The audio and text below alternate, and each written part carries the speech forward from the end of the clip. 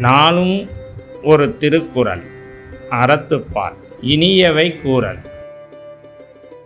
இன்சொலால் ஈரம் அலை இப்படியுறு இலவாம் செம்பொருள் கண்டார் வாய் சொல். விளக்கம்: அன்பு கலந்து வஞ்சம் அற்றவைகளாகிய சொற்கள் மெய்ப்பொருள் கண்டவர்களின் வாய் சொற்கள் இன்சொற்கள் ஆகும்.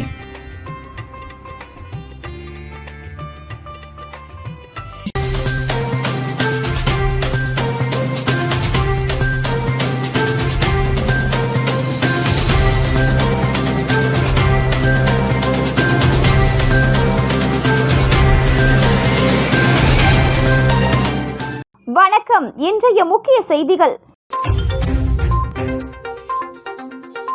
புதுச்சேரியில் போர்க்கால ஒத்திகை பல்வேறு துறைகள் இணைந்து செய்து காட்டினர்.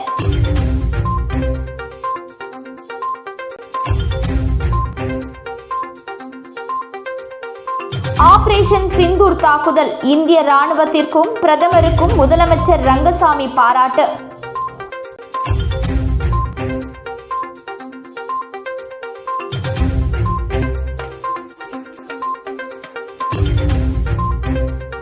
மத்திய மாநில அரசுகளை கண்டித்து வரும் 20ஆம் தேதி பந்த் போராட்டம் இந்தியா கூட்டணி கட்சியினர் அறிவிப்பு.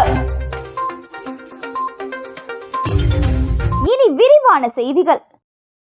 பஹல்காம் பயங்கரவாத தாக்குதல் எதிரொலியாக நாடு முழுவதும் போர் ஒத்திகை நடைபெற்று வரும் நிலையில் புதுச்சேரியில் லாஸ்பேட்டை பகுதியில் மாவட்ட ஆட்சியர் தலைமையில் நடைபெற்ற ஒத்திகையில் போரின் பொழுது பொதுமக்கள் பின்பற்ற வேண்டிய வழிமுறைகள் காண்பிக்கப்பட்டது.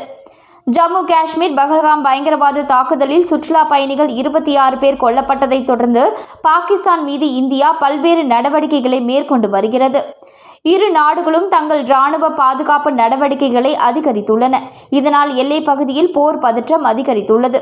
இந்த தாக்குதலின் எதிரொலியாக நாடு முழுவதும் இன்று 259 இடங்களில் போர்க்கால பாதுகாப்பு ஒத்திகையை மேற்கொள்ள மத்திய உள்துறை அமைச்சகம் உத்தரவிட்டிருந்தது. அந்த வகையில் புதுச்சேரி லாஸ்பேட்டை விமான நிலையம் அருகே உள்ள பகுதியில் போர்க்கால பாதுகாப்பு ஒத்திகை நிகழ்ச்சி மாவட்ட ஆட்சியர் குலோத்துங்கன் தலைமையில் நடைபெற்றது. இந்த ஒத்திகையில் புதுச்சேரி காவல்துறையினர், தீயணைப்பு துறையினர், ஊர்காவல் படையினர், போக்குவரத்து காவலர்கள், NCC மாணவர்கள் என பல்வேறு பிரிவினர் கலந்து கொண்டு ஒத்திகையில் ஈடுபட்டனர். அப்பொழுது போரின் பொழுது பொதுமக்கள் செய்ய வேண்டிய நடவடிக்கைகள், போரின் பொழுது காயமடைந்தவர்களை எவ்வாறு மீட்டு அவர்களுக்கு முதலுதவி அளிப்பது உள்ளிட்ட பல்வேறு செயல்கள் செய்து காண்பிக்கப்பட்டது. இந்த போர் ஒத்திகை போர் தயார் நிலையை சரிபார்ப்பதற்கான பாதுகாப்பு பயிற்சி மட்டுமே எனவும், இதனால் பொதுமக்கள் அச்சப்பட தேவையில்லை எனவும் மாவட்ட நிர்வாகம் தெரிவித்துள்ளது. ஆபரேஷன் சிந்தூர் தாக்குதலுக்கு பிரதமருக்கும் இந்திய ராணுவத்திற்கும் புதுச்சேரி முதலமைச்சர் ரங்கசாமி பாராட்டு தெரிவித்துள்ளார். முதலமைச்சர் ரங்கசாமி வெளியிட்டுள்ள செய்தியில், பாகிஸ்தான் மற்றும் பாகிஸ்தான் ஆக்கிரமிப்பு காஷ்மீரில் இயங்கி வந்த பயங்கரவாத முகாம்களை குறிவைத்து இந்திய ராணுவம் ஆபரேஷன் சிந்தூர் என்கிற பெயரில் தாக்குதலை வெற்றிகரமாக நடத்தியதன் மூலம் பஹல்காமில் நடந்த பயங்கரவாத தாக்குதலுக்கு இந்திய ராணுவம் தகுந்த பதிலடி கொடுத்துள்ளது. நாட்டின் அமைதியை சீர்குலைக்க முற்படும் பயங்கரவாதத்திற்கு எதிரான இந்த நடவடிக்கையை வெற்றிகரமாக மேற்கொண்டதற்காக பாரத பிரதமர் அவர்களுக்கும் இந்திய ராணுவத்திற்கும் எனது சார்பிலும் புதுச்சேரி மக்களின் சார்பிலும் பாராட்டுகளை தெரிவித்துக் கொள்கின்றேன். பயங்கரவாதத்திற்கு எதிராகவும் நாட்டின் பாதுகாப்பிற்காகவும் இந்திய அரசு மேற்கொள்ளும் அனைத்து நடவடிக்கைகளுக்கும் புதுச்சேரி அரசு துணை நிற்கும் என தெரிவித்துள்ளார். புதுச்சேரியில் மத்திய மாநில அரசை கண்டித்து வருகின்ற 20ஆம் தேதி பந்த் போராட்டம் நடைபெறும் என்று இந்திய கூட்டணி கட்சி சார்பில் அறிவிக்கப்பட்டுள்ளது. அனைத்து தொழிற்சங்கங்கள் சார்பில் விலைவாசி உயர்வு, வேலையில்லா திண்டாட்டம் உள்ளிட்ட பல்வேறு கோரிக்கைகளை வலியுறுத்தி வருகின்ற 20ஆம் தேதி நாடு முழுவதும் வேலைநிறுத்த போராட்டம் நடைபெறும் என்று அறிவித்துள்ளது. இந்த நிலையில் இந்த போராட்டத்திற்கு மேலும் வலு சேர்க்கும் வகையில் புதுச்சேரி இந்தியா கூட்டணி கட்சிகளின் ஆலோசனைக் கூட்டம் புதுச்சேரி இந்திய கம்யூனிஸ்ட் கட்சி அலுவலகத்தில் இன்று நடைபெற்றது. இந்த கூட்டத்தில் இந்திய கம்யூனிஸ்ட் கட்சி மாநில செயலாளர் சலீம், மார்க்சிஸ்ட் கம்யூனிஸ்ட் செயலாளர் ராஜாங்கம், காங்கிரஸ் கட்சி தலைவர் வைத்திலிங்கம், திமுக MLAக்கள் அனிபால் கென்னடி, சம்பத் உள்ளிட்ட இந்தியா கூட்டணி கட்சி நிர்வாகிகள் திரளாக கலந்து கொண்டனர். கூட்டத்திற்கு பின்னர் இந்தியா கம்யூனிஸ்ட் கட்சி மாநில செயலாளர் சலீம், காங்கிரஸ் தலைவர் வைத்திலிங்கம் ஆகியோர் கூட்டாக செய்தியாளர்களை சந்தித்தனர். அப்பொழுது பேசிய காங்கிரஸ் தலைவர் வைத்தியலிங்கம், வருகின்ற 20ஆம் தேதி நடைபெறவுள்ள அனைத்து தொழிற்சங்கங்களின் வேலைநிறுத்த போராட்டத்திற்கு இந்தியா கூட்டணி கட்சியைச் சேர்ந்த அனைத்து கட்சி தலைவர்களும் ஏக மனதாக ஆதரவு தருவது என முடிவு செய்துள்ளதாக தெரிவித்தார். வருகின்ற 20ஆம் தேதி அனைத்து தொழிற்சங்கங்கள் சார்பில் வேலைநிறுத்த போராட்டம் அறிவிக்கப்பட்டுள்ள நிலையில் புதுச்சேரியில் மாநில அளவிலான பந்த் போராட்டம் நடைபெறும் என்று வைத்தியலிங்கம் தெரிவித்தார். இல்ல அவங்க எல்லாருமே சேர்ந்து பந்த் பண்றாங்க, கடையடைப்பு பண்றாங்க. இங்க அவங்களும் கட்சிகள்லாம் சேர்ந்து பந்த் 20ஆம் தேதி பந்த், மாநில பந்த் என்று சொல்லக்கூடிய அளவிற்கு நாங்க அந்த பந்த் செய்வோம்.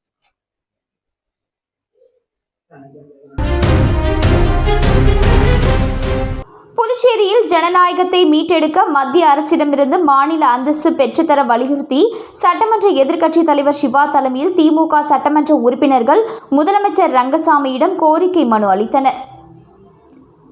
புதுச்சேரிக்கு மாநில அந்தஸ்து பெற்றுத்தர வலியுறுத்தி சட்டமன்ற எதிர்க்கட்சித் தலைவர் சிவா தலைமையில் திமுக சட்டமன்ற உறுப்பினர்கள் நாஜிம், அனிஃபால் கென்னடி, செந்தில்குமார், சம்பத், நாக தியாகராஜன் உள்ளிட்டோர் சட்டப்பேரவையில் முதல்வர் ரங்கசாமியை சந்தித்து மனு ஒன்றை அளித்தனர். அந்த மனுவில் புதுச்சேரி மக்களின் நீண்ட நாள் கோரிக்கையான மாநில அந்தஸ்து கோரிக்கையை நிறைவேற்ற கோரி அனைத்து அரசியல் கட்சிகளும் குரல் கொடுத்து புதுச்சேரி சட்டமன்றத்தில் 16வது முறையாக ஒருமனதாக தீர்மானங்களை தொடர்ந்து நிறைவேற்றி ஒன்றிய அரசுக்கு அனுப்பி வருவதையும், தங்கள் தலைமையில் தற்பொழுது நடந்து வரும் 15வது சட்டப்பேரவையில் 2 முறை அதற்கான தீர்மானத்தை நிறைவேற்றி உள்ளதையும் தாங்கள் நன்கு அறிவீர்கள். மாநில அந்தஸ்து பெறுவதுதான் அரசின் உயிர்கொள்கை என்று கூறிய தாங்கள் அதனை நிறைவேற்றுவீர்கள் என்று நாங்கள் ஆவலுடன் காத்து கிடந்தோம். ஆனால் அன்றைய பாஜக ஆளுநர் அந்த தீர்மானத்தை டெல்லிக்கே அனுப்பாமல் கிடப்பில் போட்டார். பின்னர் பல்வேறு கட்ட போராட்டத்திற்கு பின் ஓராண்டு காலத்திற்கு பிறகு மத்திய அரசுக்கு அந்த தீர்மானம் அனுப்பி வைக்கப்பட்டது. ஆனால் மத்திய அரசு புதுச்சேரி யூனியன் பிரதேச அரசு அனுப்பிய தீர்மானத்தை எவ்வித ஆய்வும் செய்யாமலேயே ஒற்றை வரியில் புதுச்சேரிக்கு இதே நிலை போதும் என்று மாநில தகுதி வழங்க முடியாது என்றும் அறிவிப்பு செய்து புதுச்சேரி மக்களின் மனங்களை புண்படுத்தியது. சில நாட்களுக்கு முன்பு கூட மேதகு ஆளுநர் அவர்கள் மத்திய அரசை அணுகி மாநில அந்தஸ்தை பெற்றுத்தரப் போகிறார் என்று பத்திரிகையில் செய்தி வந்தது. ஆனால் அது பற்றி எந்த நடவடிக்கையும் இல்லை.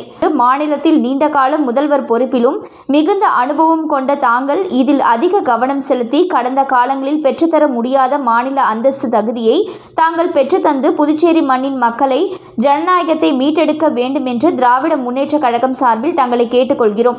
இவ்வாறு அந்த அறிக்கையில் குறிப்பிடப்பட்டுள்ளது. மேட்டுப்பாளையம் பகுதியில் 73 லட்சம் ரூபாயில் சிமெண்ட் சாலை பணி முதல்வர் ரங்கசாமி தொடங்கி வைத்தார். புதுச்சேரி இந்திரா நகர் தொகுதிக்கு உட்பட்ட கோரிமேடு, இஸ்ரவேல் நகர், பெருமாள் தெருவில் 38 லட்சம் ரூபாய் செலவில் சிமெண்ட் சாலை அமைக்கும் பணி மற்றும் முத்திரையார்பாளையம், ஓம் சக்தி நகரில் 35,25,000 ரூபாய் செலவில் சிமெண்ட் சாலை அமைக்கும் பணி இன்று காலை துவங்கியது. இதில் முதல்வர் ரங்கசாமி கலந்து கொண்டு பூமி பூஜை செய்து பணியினை தொடங்கி வைத்தார். தொகுதி எம்எல்ஏ அரசு கொறடா AKD ஆறுமுகம் முன்னிலை வகித்தார். நிகழ்ச்சியில் உழவர்கரை நகராட்சி ஆணையர் சுரேஷ், செயற் பொறியாளர் மலைவாசன், உதவி பொறியாளர் கலிவரதன், இளநிலை பொறியாளர் முத்தையன் மற்றும் NR காங்கிரஸ் நிர்வாகிகள், முக்கிய பிரமுகர்கள், தொகுதி மக்கள் பலர் கலந்து கொண்டனர். மேட்டுப்பாளையம் சாரணப்பேட்டையில் தங்கும் வசதி இல்லாதவர்களுக்காக 2,75 லட்சம் ரூபாய் செலவில் இரவு விடுதி கட்டுவதற்கான பூமி பூஜை இன்று நடப்பதாக இருந்தது. இதற்காக அங்கு வந்த முதல்வர் ரங்கசாமியிடம் அப்பகுதி மக்கள் இங்கு பலர் வீடு வசதி இல்லாமல் உள்ளனர், அதற்கு இந்த இடத்தில் வீடு கட்டி தர வேண்டும் என கோரிக்கை விடுத்தனர். இதனை ஏற்ற முதல்வர் ரங்கசாமி பூமி பூஜை நடத்தவில்லை. இது பற்றி முதல்வர் கூறுகையில், இப்பகுதி மக்கள் கோரிக்கையை ஏற்று இங்கு தங்கும் விடுதி கட்டுவதற்கு பதிலாக கதிர்காமம் அரசு மருத்துவமனை அருகே கட்டினால் அது பயனுள்ளதாக இருக்கும் என்றார்.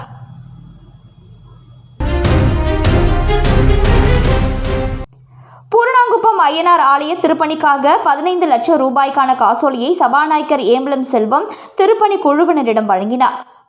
புதுச்சேரி அரசு இந்து சமய அறநிலையத்துறை புதுச்சேரி மாநிலத்தில் உள்ள ஆலயங்களுக்கு கும்பாபிஷேகம் மற்றும் குடமுழுக்கு திருப்பணி நடத்திட நிதி உதவி அளித்து வருகிறது.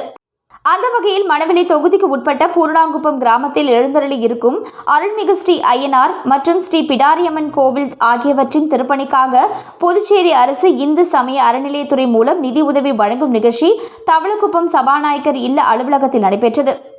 இதில் சபாநாயகர் ஏம்பலம் செல்வம் கலந்து கொண்டு இந்து சமய அறநிலையத்துறை மூலம் வழங்கப்படும் ரூபாய் 15 லட்சத்திற்கான காசோலையை கோவில் திருப்பணி குழுவினரிடம் வழங்கினார். மேலும் இந்த நிகழ்ச்சியில் கோவில் நிர்வாக அதிகாரி பாஸ்கரன் மற்றும் கோவில் திருப்பணி குழுவினர், ஊர் பஞ்சாயத்தார் மற்றும் முக்கிய பிரமுகர்கள் பலர் உடனிருந்தனர்.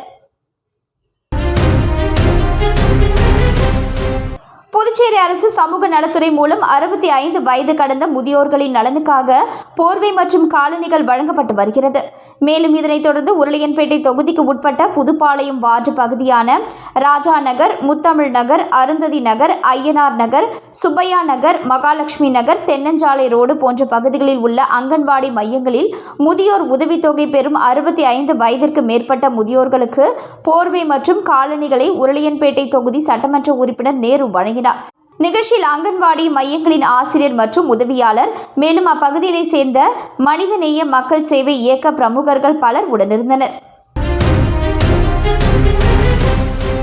உடையார் தோட்டத்தில் ஒரு ஃபேஸில் இருந்து 3 ஃபேஸாக மின் வசதி மேம்பாட்டிற்கு 8,27,000 ரூபாய் மதிப்பீட்டில் பணிகள் பூரணமாக நிறைவு. எம்எல்ஏ அனிபால் கென்னடி அவர்களுக்கு பொதுமக்கள் நன்றி தெரிவித்து பாராட்டு. புதுச்சேரி உப்பளம் உடையார் தோட்ட பகுதியில் நீண்ட நாட்களாக நிலவும் மின்வெட்டு பிரச்சனையை தீர்க்கும் வகையில் உப்பளம் தொகுதி சட்டமன்ற உறுப்பினர் அனிபால் கென்னடியின் முன்னெடுப்பில் 8,27,249 ரூபாய் மதிப்பீட்டில் புதிய 3 ஃபேஸ் மின் இணைப்பு மற்றும் 12 புதிய மின் கம்பங்கள் அமைக்கும் பணிகள் தொடங்கப்பட்டுள்ளன. பணிகள் பூரணமாக நிறைவு பெற்ற காரணத்தினால் அந்த பகுதியில் அடிக்கடி மின்சாதன பொருட்கள் பழுதடையும் நிலை இனி இல்லை. இது தொடர்பாக அப்பகுதி பொதுமக்கள் உப்பளம் தொகுதி எம்எல்ஏ அனிபால் கென்னடி அவர்கள் நிறைவு பெற்ற பணிகளை பார்வையிட செல்லும் பொழுது சட்டமன்ற உறுப்பினர் அவர்களுக்கு சால்வை அணிவித்து நன்றி சொல்லி பொதுமக்கள் பாராட்டினார்கள். உடன் மரப்பாலம் மின்துறை உதவி பொறியாளர் அருணகிரிநாதர், இளநிலை பொறியாளர் ரமேஷ், ராஜீவ் வேலு, தொகுதி செயலாளர் சக்திவேல், துணை செயலாளர் நிசார், மாநில மீனவர் அணி துணை அமைப்பாளர் விநாயகமூர்த்தி, கிளை செயலாளர்கள் சந்துரு, செல்வம், ராகேஷ் ஆகியோர் உடனிருந்தனர். புதுச்சேரி நவீனா கார்டன் பகுதியில் அமைந்துள்ள ஸ்ரீ நவநீத கிருஷ்ணன் திருக்கோவிலின் சித்திரை பிரம்மோற்சவத்தை ஒட்டி தங்க வாகனத்தில் கிருஷ்ண பகவான் திருவீதி புறப்பாடு நடைபெற்றது. புதுச்சேரி நவீனா கார்டன் பகுதியில் அமைந்துள்ளது ஸ்ரீ நவநீத கிருஷ்ணன் திருக்கோவில். இந்த திருக்கோவிலின் சித்திரை பிரம்மோற்சவ விழா 30ஆம் தேதி கொடியேற்றத்துடன் தொடங்கியது. இதனை அடுத்து ஹோமங்களுடன் திருமஞ்சனம் நடைபெற்று தங்க வாகன சேவை நடைபெற்றது. மேலும் கிருஷ்ண பகவான் மலர்களால் அலங்கரிக்கப்பட்டு வேத பாராயணம் பாட சூர்ணோத்சவம் என்கிற நெல் அளவை செய்து பக்தர்களுக்கு நெல்மணிகள் வழங்கப்பட்டு உட்புறப்பாடு நடைபெற்றது. தொடர்ந்து அலங்கரிக்கப்பட்ட கிருஷ்ண பகவான் தங்க வாகனத்தில் எழுந்தருளிய நிலையில் திருவீதி உலா புறப்பாடு நடைபெற்றது. இதில் ஏராளமான பக்தர்கள் பங்கேற்று கிருஷ்ண பகவானை வழிபட்டு சென்றனர்.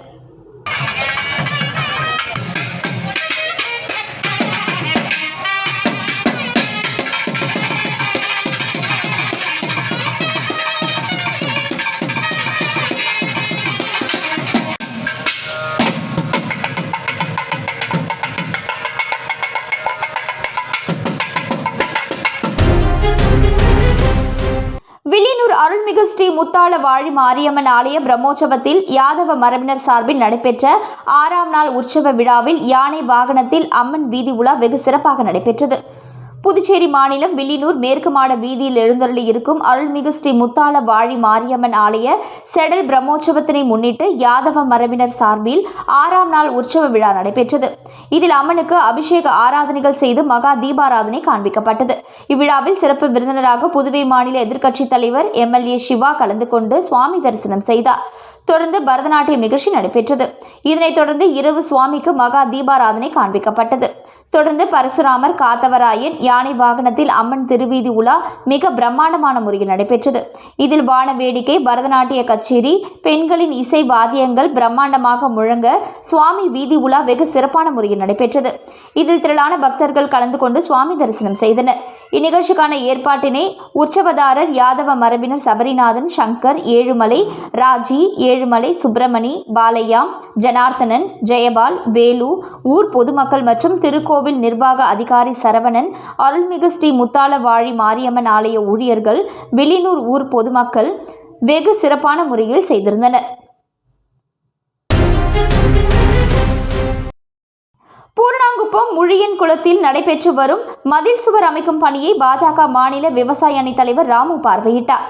அரியாங்குப்பம் கொம்யூனியன் பூர்ணாங்குப்பம் கிராமத்தில் உள்ள முழியன் குளம் அரசு மற்றும் கிராம மக்கள் ஆதரவுடன் தனசுந்தராம்பாள் சேரிட்டபிள் சொசைட்டி சார்பில் குளத்தை சீரமைக்கும் பணி கடந்த 15 நாட்களாக நடைபெற்று வருகிறது. மேலும் பல NGOக்கள் ஆதரவுடன் சுமார் 1 கோடி மதிப்பில் குளத்தை சுற்றிலும் கருங்கல்லால் மதில் சுவர் அமைத்து முடிக்க திட்டமிடப்பட்டு பணிகள் நடைபெற்று வருகின்றன. இதனை பாஜக மாநில விவசாய அணி தலைவர் ராமு பார்வையிட்டு தன்னால் இயன்ற உதவிகளை செய்து தருவதாக உறுதியளித்துள்ளார். அரியாங்குப்பம் தொகுதிக்கு உட்பட்ட பல்வேறு பகுதிகளில் தமிழக வெற்றி கழகம் சார்பில் தண்ணீர் பந்தல் அமைத்து பொதுமக்களுக்கு மோர் மற்றும் தர்பூசணி பழங்கள் வழங்கப்பட்டன. தமிழக வெற்றி கழகத்தின் தலைவர் விஜய் அறிவுறுத்தலின்படி பொதுச் செயலாளர் ஆனந்த் ஆணைக்கிணங்க மாநில செயலாளர் சரவணன் வழிகாட்டுதலின்படி அரியாங்குப்பம் தொகுதி தமிழக வெற்றி கழகம் சார்பில் தொகுதி முழுவதும் தண்ணீர் பந்தல் அமைத்து பொதுமக்களுக்கு மோர் மற்றும் தர்பூசணி பழம் வழங்கும் நிகழ்ச்சிகள் நடைபெற்றன. சமூக ஊடக பிரிவு இணை ஒருங்கிணைப்பாளர் தினேஷ்குமார், மாநில நிர்வாகி புதியவன், அரியாங்குப்பம் தொகுதி நிர்வாகி வசந்தராஜா ஆகியோர் முன்னிலையில் தொகுதி நிர்வாகி வசந்தராஜா ஏற்பாட்டில் அரியாங்குப்பம் பஸ் நிறுத்தம் அருகிலும், தொகுதி நிர்வாகி செல்வா ஏற்பாட்டில் அரியாங்குப்பம் கோட்டைமேடு சிக்னல் அருகிலும், தொண்டரணி நிர்வாகி பிரபு ஏற்பாட்டில் அரியாங்குப்பம் மாதா கோவில் அருகிலும், மகளிரணி நிர்வாகிகள் கலா மற்றும் ஜெயா ஆகியோர் ஏற்பாட்டில் வீராம்பட்டினம் சாலையிலும், கிளை நிர்வாகிகள் ஜெகதீஷ் மற்றும் மணிகண்டன் ஆகியோர் ஏற்பாட்டில் RK நகர் மீன் அங்காடி அருகிலும், கிளை நிர்வாகி ஹேமச்சந்திரன் ஏற்பாட்டில் மரப்பாலம் தேங்காய் திட்டு சந்திப்பிலும் பொதுமக்களுக்கு மோர் மற்றும் தர்பூசணி பழங்கள் வழங்கப்பட்டன.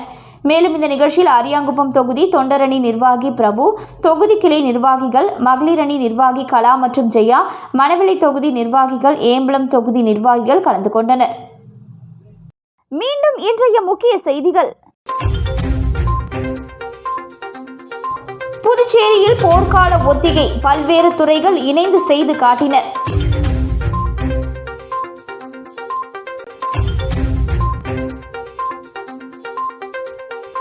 ஆபரேஷன் சிந்தூர் தாக்குதல், இந்திய ராணுவத்திற்கும் பிரதமருக்கும் முதலமைச்சர் ரங்கசாமி பாராட்டு.